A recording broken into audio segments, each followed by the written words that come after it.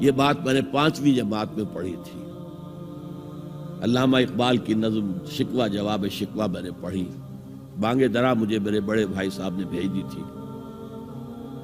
ایک شعر تو وہ ہے بانگ درا کا جو میرے تحت الشعور میں کہیں چپک گیا تھا اور میری پوری زندگی کو اس نے ایک رخ پر ڈالا ہے۔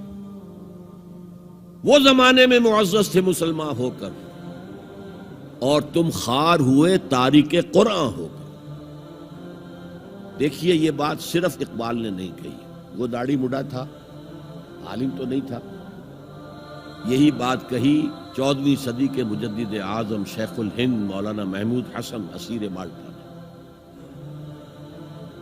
4 سال کی اسیری کے بعد جب رہائی پا کر آئے تھے 1920 میں، اور رہائی کیوں ملی تھی کہ ٹی بی 3rd سٹیج کو پہنچ گئی تھی۔ انگریز ڈرتا تھا کہ اگر ہماری اسیری ہی کے اندر کہیں انتقال ہو گیا تو کہیں طوفان اٹھ جائے گا، لہذا چھوڑ دیا۔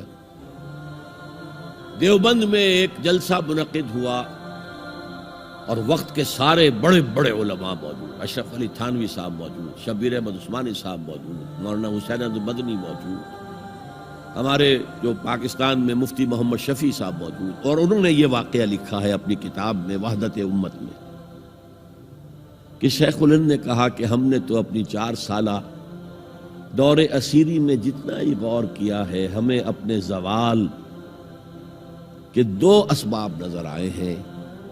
ایک ہمارا قرآن کو ترک کر دینا، یہ لفظ ہے اس کے اندر، نوٹ کیجئے۔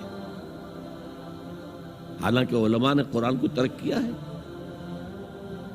لیکن اگر آپ نے کہا نہیں تو یہ صحیح نہیں ہے، کیا ہے۔ ان کا سارا زور فقہ پر ہے، حدیث پر ہے، زیادہ زور قرآن پر نہیں ہے۔ صحیح بات ہے۔ کہنے والا کون ہے؟ شیخ الہند۔ ایک ہمارا قرآن کو ترک کر دینا اور دوسرا آپس کے اختلافات۔ اور مفتی شفیع صاحب نے اس کے اوپر پھر یہ گرہ لگائی کہ حضرت شیخ نے جو 2 باتیں کہی تھی حقیقت میں ایک ہی ہے، ہمارے اختلافات بھی اسی لیے کہ ہم نے قرآن کو ترک کر دیا۔ تو یہ ہے ایک شعر جو میرے ذہن میں چپک گیا تھا، پھر قرآن سے اللہ نے جو ایک مناسبت دی ذہنی قلبی، اللہ کا شکر ہے، اللہ کا فضل ہے۔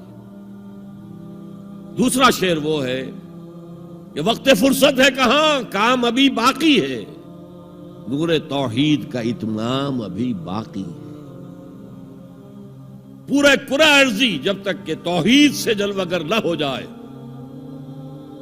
اور اسلام کا ڈنکا نہ بج جائے، اس وقت تک حضور کا مشن مکمل نہیں ہے۔